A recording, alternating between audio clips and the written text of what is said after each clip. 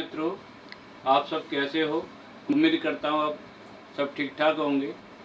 Corona के संकट में अपनों का और अपने परिवारों का, मित्रों का ख्याल रख रहे होंगे।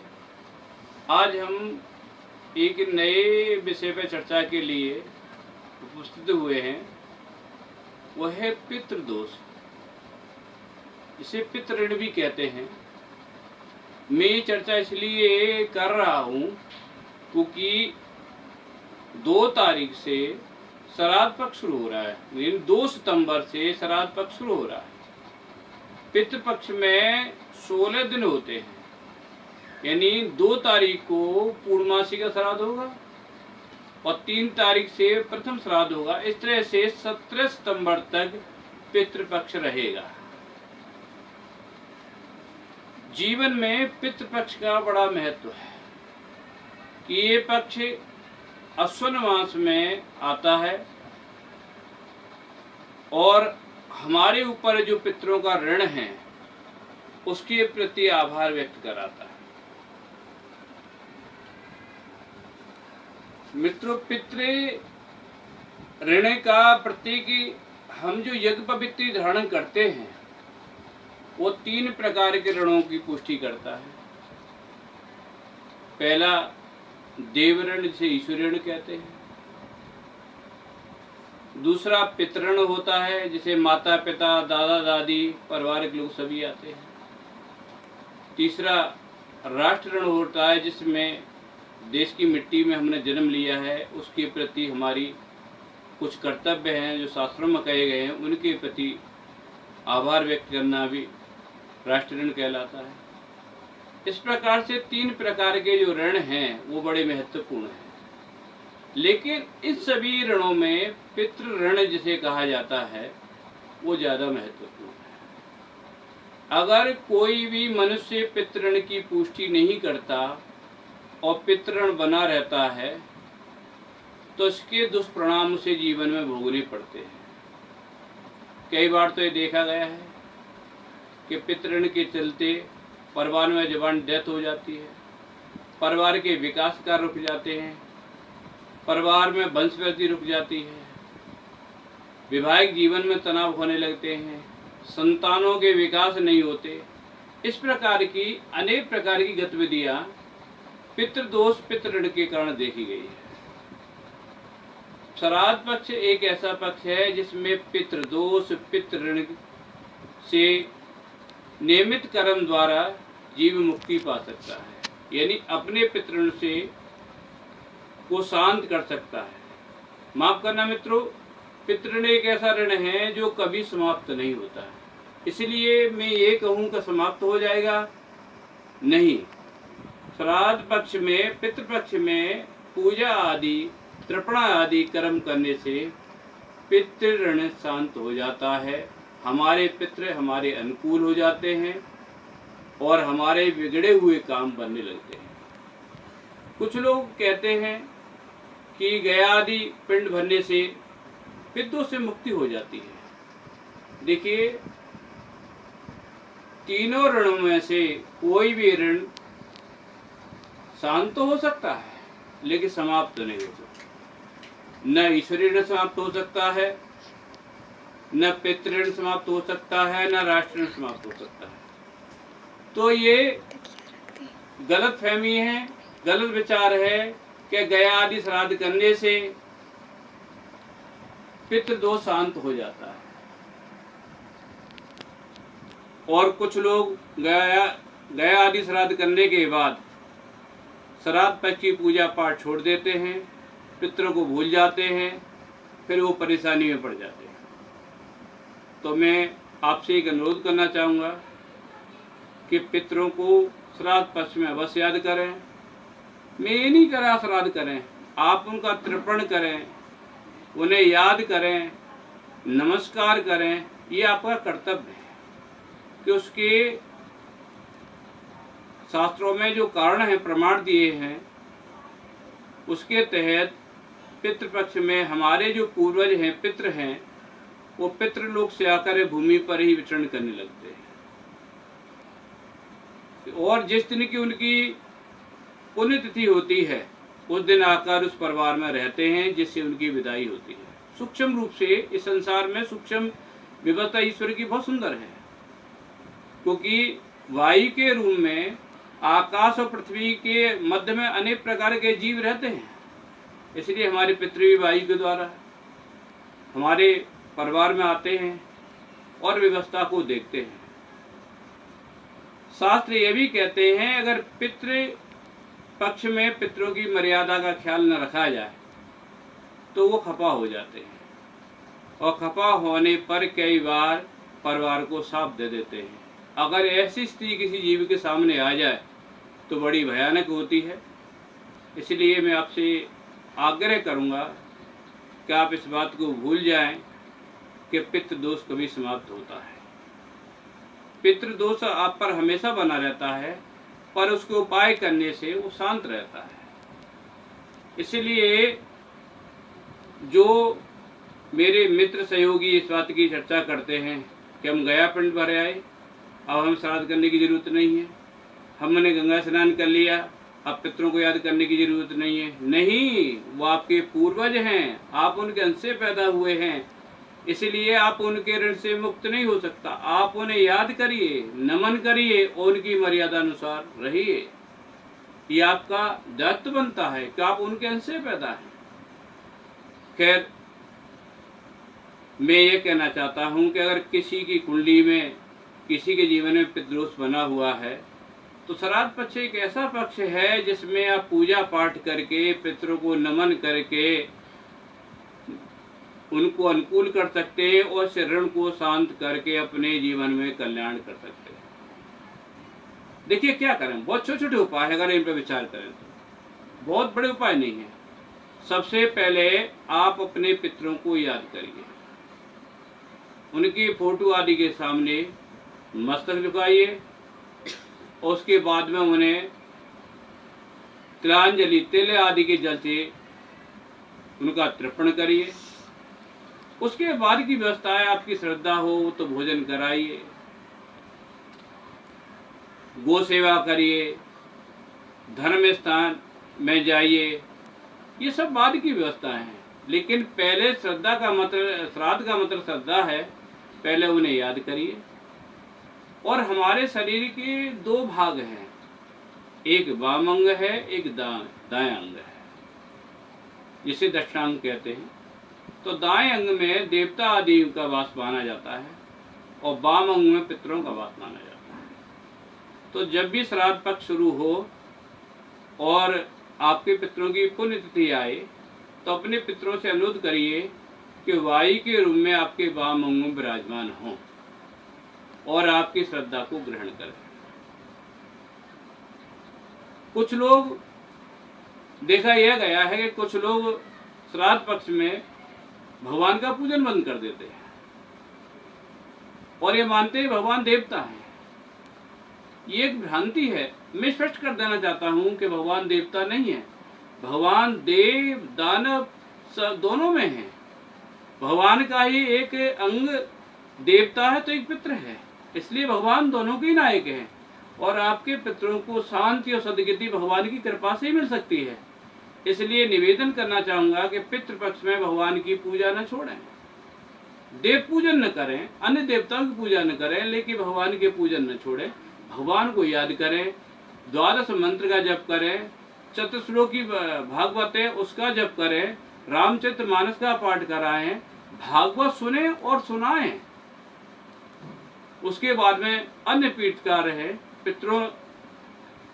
पितरों के लिए बहुत अनुकूल करने के लिए शास्त्रों में अनेक उपाय गए हैं। और देखिए, अनुकूलता का एक ही आधार है, आप उनके नियम अनुसार जीवन व्यतीत करिए, वो आपसे कभी रुष्ट नहीं हो सकते।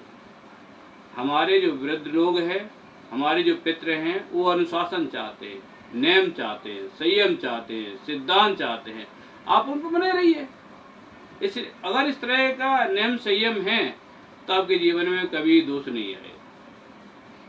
दूसरा क्या करें, देखिए, एक अनुरोध मैं आपसे करना चाहूँगा कि आप कोरोना काल में जी रहे हैं, आपने देख लिया कि प्रकृति की मार क्या होती है। इस सृष्टि जब से बनी है, बड़े बड़े महारथी पैदा हुए, बड़े बड़े योद्धा पैदा हुए, बड़े बड़े संपन्न लोग पैदा हुए, बड़े बड़े विद्वान पैदा हुए, लेकिन अंत में ईश्वर की इच्छा के सामने सब विफल हो गए। मैं मानता हूँ आप अच्छे अधिकारी होंगे, मैं मानता हूँ आप अच्छे डॉक्टर होंगे, मैं मानता हूँ आज अच्छे उद्योगपति होंगे, मैं मानता हूँ अच्छे धनवान होंगे। हो सकता है आपकी जो विवेक शक्ति है मुझसे बहुत ज़्यादा विलक्षण हो, लेकिन मेरा एक ही अनुरोध है, कितना भी बल हो, कितनी भी सामर्थ्य हो, कितना भी विवेक हो, कितनी संपन्नता हो, ईश्वर इच्छा के सामने सब बलहीन हो जाती है। और हमने देख लिया है, जो कोरोना काल में जी रहे हैं, वो हमने प्रकृति के साथ जो खिलवाड़ किया, आज प्रकृति अपना विकराल रूप लेकर खड़ी है। हमने ही नदियों के मुहाने रोके थे, हमने ही तो वृक्ष काटे थे, हमने ही प्रकृति पर साम्राज्य करने का इच्छा बनाई थी। आज परिणाम देख रहा है पूरा विश्व। इसलिए मैं आपसे एक ही अनुरोध करना चाहूँगा कि ईश्वर इच्छा माया से जीत नहीं सकते। आप कितने संपन्न हो जाएंगे, कितने बाहुबली हो जाएं, कितने कुलीन हो जाएं, ईश्वर बल के सामने आपको झुकना ही पड़ेगा। इसलिए एक स्मृति आप रखें, जब भी आपका पितरों का पितृपक्ष आए और आपके पितरों की पुण्यतिथि आए, तो उस दिन एक पौधा प्रकृति को अवश्य दें, एक अपने पितरों के नाम का पौधा लगाएं। पितरों के नाम के पौधों में दो वृक्ष विशेष रूप से कहे गए हैं। पहला है पीपल, दूसरा है बट। ये श्राद्ध पक्ष में लगाए जा सकते हैं और पितरों के अनुकूल माने जाते हैं। आपको ज्ञात कराऊं, अगर गए हों तो हम बट वृक्ष को साक्षी करके आते हैं। फल्गु नदी के किनारे पर जो बट वृक्ष है उसे साक्षी करके आते हैं, तभी हमारा गया का श्राद्ध पूर्ण माना जाता है। तो पीपल और बट वृक्ष पितरों के अनुकूल हैं। शास्त्रों में कहा जाता है कि पितृ इन पर वास करते हैं, रहते हैं। इसलिए जिन घरों में पितृदोष बना हुआ है, अशांति है, कलह है, धन का अभाव है, वो इन पितृपक्ष में पितरों की पुण्यतिथि पर वृक्षरोपण अवश्य करें।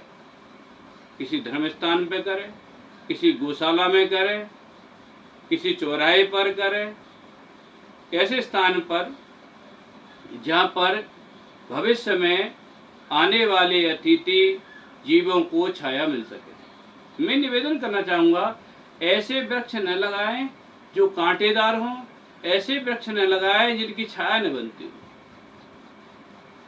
और शास्त्रों में नियम है कि वृक्ष बड़े हो जाएंगे और उनके नीचे कोई यात्री आकर विश्राम करेगा, छाया ग्रहण करेगा, तो आपके पितरों को शांति मिलेगी, अनुकूलता मिलेगी।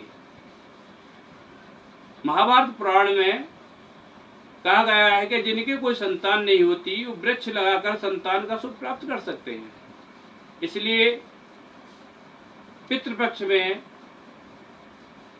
पुण्यतिथि पर वृक्ष लगाकर पुण्य की प्राप्ति करें और अपने पितरों को अनुकूल करें।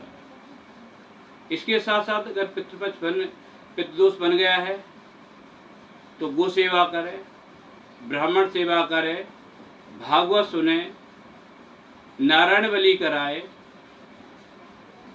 विष्णु सहस्रनाम का पाठ करें, रामचरितमानस का पाठ सुने सुनाएं। इनसे आपके पितृ अनुकूल होंगे। तो मैं ये दोबारा दोहराना चाहता हूँ कि आप अगर भगवान का नाम लेंगे, भगवान का पूजन करेंगे, तभी आपके पितृ अनुकूल हो सकते हैं। दूसरी बात, एक पक्ष और आता है पितरों की, जहाँ गति बिगड़ जाती है और प्रेत आदि बन जाते हैं। ये श्राद्ध पक्ष उनके लिए भी अनुकूल हो जाता है। इसलिए शास्त्रों का मत है कि श्राद्ध पक्ष में हम कोई देव पूजन करें तो उसके बल कम हो जाते हैं। किसी देवता का पूजन करें, उनका कार्य करने की क्षमता खत्म हो जाती है। तो अगर किसी परिवार में प्रेत आदि बाधा है, उसके लिए भी अनुकूल समय है, उसे भी शांत कराएं। और ये जब ही संभव है जब आपके पितृ आपके अनुकूल हैं। इसलिए इस पक्ष में पितृ और प्रेत सभी की शांति के उपाय किए जा सकते हैं और जीव को मनुष्य को करने भी चाहिए। तो मेरा आग्रह है कि पितृपक्ष में अनुकूल कार्य करें। दूसरा एक बात तो और ध्यान रखें कि श्रद्धा बहुत महती होती है। मैंने कुछ मित्रों को देखा है कि दान के नाम पर ब्राह्मण को, पुरोहित को ऐसी वस्तु देते हैं जो उनके अनुकूल नहीं आते। देखिए, मैं आपसे निवेदन करना चाहूँगा, अगर आपकी श्रद्धा नहीं है, आप इन बातों को नहीं मानते, तो किसी को कुछ न दें, लेकिन श्रद्धा है तो वस्तु ऐसी दें जिससे कि वो ग्रहण कर सके, पहन सके। कुछ मित्र ऐसे ब्राह्मण के नाम से ऐसी वस्तु देते हैं, ऐसे वस्त्र देते हैं कि उसे वो प्रयोग नहीं कर सकते। यानी मैं कहना चाहता हूँ, पूछना चाहता हूँ कि जो वस्तु वो ब्राह्मण के लिए देते हैं, क्या उसे वो ग्रहण करना चाहेंगे? वो जो वस्तु गाय के लिए खिला रहे हैं, क्या उसे ग्रहण करना चाहेंगे? जो वस्तु मंदिर में दे रहे हैं, क्या उसे ग्रहण करना चाहेंगे? इस बात पे विचार करके थोड़ा दें, अनुकूल दें, जिससे कि आपके पितरों को शांति मिले। अगर आपने ऐसी कोई वस्तु दान दी है जिसे आप उपयोग नहीं कर सकते, मिथ्या है, बेकार है, जिसका कोई महत्व नहीं है, तो आपके पितर आपसे खपा हो जाएंगे आपके व्यवहार से, और आपके काम बिगड़ने लगेंगे। इसलिए आपसे निवेदन करना चाहूँगा कि ऐसा अमर्यादित कोई कार्य न करें श्राद्धों में, जिससे आपके पितर आपके विपरीत हो जाए। कुछ कार्य और हैं जिन्हें श्राद्धों में अमर्यादित कहा गया है शास्त्रों में, जैसे मदिरापान, मधु का सेवन, स्त्री गमन, दूसरा ये मिथ्याचार, झूठ बोलना, धोखा देना, तीसरा गाली गलौज करना। कुछ तो मेरे भाई मित्र ऐसे हैं जो अपने पितरों को ही गाली देते हैं, पूर्वजों को ही गाली देते हैं। तो देखिए, आप उनकी सेवा करें न करें, वो आपका अधिकार है, लेकिन उन्हें गाली न दें, उन्हें हीन भावना से न याद करें। एक बात और है, अगर आपके माता पिता परिवार में जीवित हैं, आपके कोई पितर हैं, तो श्राद्धों में आपका फर्ज बन जाता है कि आप उठकर उनको नमन करें, नमस्कार करें, उनका आदर करें, तभी पितर आपके अनुकूल हो सकते हैं।